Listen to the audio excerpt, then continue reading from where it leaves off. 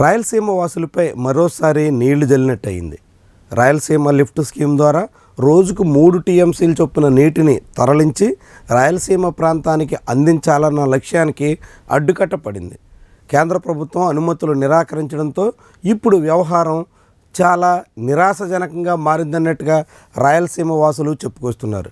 ఇదంతా చంద్రబాబు ప్రభుత్వం నీరుగార్చేసినటువంటి తీరుకు సాక్ష్యంగా వైఎస్ఆర్సీపీ ఆరోపిస్తుంది.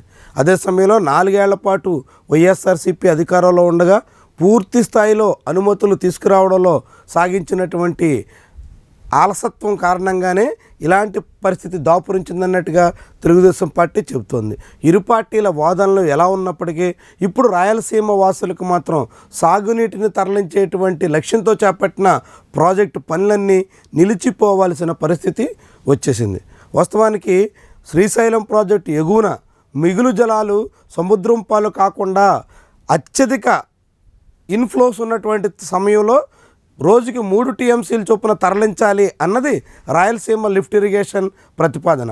పోతిరెడ్డిపాడు ప్రాజెక్టు ద్వారా తరలించాల్సినటువంటి నీటిని అనేక కారణాలతో ఆశించిన మేర ఫలితాలు దక్కించుకోలేకపోవడంతో రాయలసీమ లిఫ్ట్ ఆ లోటుని పూరుస్తుంది అనేటువంటి ప్రణాళికతో చేపట్టారు. కానీ ఇది మాత్రం ఇప్పుడు కార్యరూపం సిద్ధిస్తుందా లేదా అనేటువంటి సందేహాలని తీసుకొచ్చేసింది.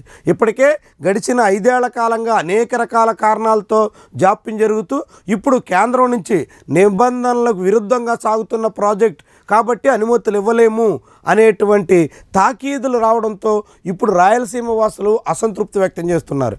ఇప్పటికే ఇటీవల కాలంలో రాయలసీమకి అనేక అంశాల్లో నష్టం జరుగుతుంది అనేటువంటి వాదన ఉంది. ముఖ్యంగా ఏపీ గ్రామీణ వికాస్ బ్యాంకు ప్రధాన కార్యాలయాన్ని కడప నుంచి అమరావతికి తరలించే ప్రతిపాదన మీద ఇప్పటికే వివిధ రూపాల్లో నిరసన వ్యక్తమవుతుంది. దాంతోపాటుగా కొప్పర్తిలో ఉన్నటువంటి ఎంఎస్ఎంఈ ప్రాజెక్టును కూడా అమరావతికే తరలించాలి అంటూ రాష్ట్ర ప్రభుత్వం తీసుకున్న నిర్ణయం మీద కూడా చాలామంది రాయలసీమ వాసులు అభ్యంతరం వ్యక్తం చేస్తున్నారు. ఇట్లా కొప్పర్తి, కడప అనేక ప్రాంతాల నుంచి కీలకమైనటువంటి ప్రాజెక్టుల్ని అమరావతికి తరలించేసేటువంటి ప్రయత్నంలో ఉన్న చంద్రబాబు ప్రభుత్వం రాయలసీమ వాసులకు సాగునీరు అందించేటువంటి ప్రాజెక్టు విషయంలో ఎందుకు ప్రాధాన్యత ఇవ్వలేదు అనేటువంటి ప్రశ్న రాయలసీమ వాసులు వేస్తున్నారు.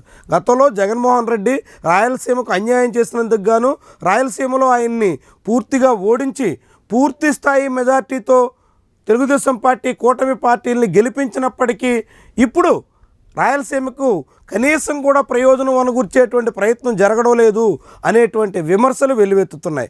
రాయలసీమ ప్రాజెక్టు విషయంలో తెలంగాణ రేకెత్తించినటువంటి అభ్యంతరాలకి స్పష్టతనిచ్చి రాయలసీమ ప్రయోజనాలను కాపాడాల్సిన రాష్ట్ర ప్రభుత్వం అందుకు విరుద్ధంగా వ్యవహరించి రాయలసీమకు పూర్తిగా నష్టం చేకూర్చేటువంటి ప్రయత్నం చేస్తుంది అనేటువంటి వాదన వినిపిస్తుంది. గత ఏడాది కూడా శ్రీశైలం ప్రాజెక్టుకి సుమారుగా 1500 టీఎంసీల వరకు ఇన్ఫ్లోస్ రావడంతో దాదాపుగా సముద్రంలోకి 1000 టీఎంసీలు పైబడినటువంటి నీటిని వృధాగా వదలాల్సినటువంటి పరిస్థితి వచ్చింది.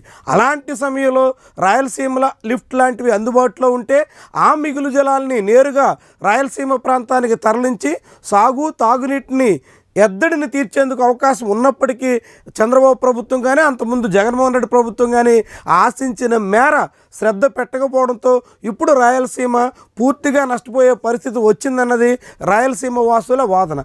ఏమైనప్పటికీ ఇప్పుడు పూర్తిగా ఎన్జిటి నుంచి అనుమతులు కానీ దీనికి సంబంధించినటువంటి ప్రాజెక్టు చేపట్టడానికి కావాల్సినటువంటి అనుమతులను కానీ కేంద్రం నిరాకరించిన దాని మీద రాష్ట్ర ప్రభుత్వం బాధ్యత తీసుకోవాలి అనేటువంటి వాదన బలపడుతుంది. ముఖ్యంగా చంద్రబాబు కేంద్రంలో భాగస్వామి పక్షంగా ఉన్నటువంటి తరుణంలో జగన్మోహన్ రెడ్డికి విరుద్ధంగా ఇప్పుడు చంద్రబాబు నాయుడు నేరుగా కేంద్ర ప్రభుత్వంలో ఉన్నటువంటి తరుణంలో ఖచ్చితంగా రాయలసీమ లిఫ్ట్ ఇరిగేషన్ ప్రాజెక్టుకి నిబంధనలకి అనుకూలంగా చేపట్టేందుకు తగ్గట్టుగా పూర్తి స్థాయి అనుమతులు తీసుకొచ్చేటువంటి బాధ్యత ఆయన మీద ఉంటుందన్నది రాయలసీమ వాసుల వాదన.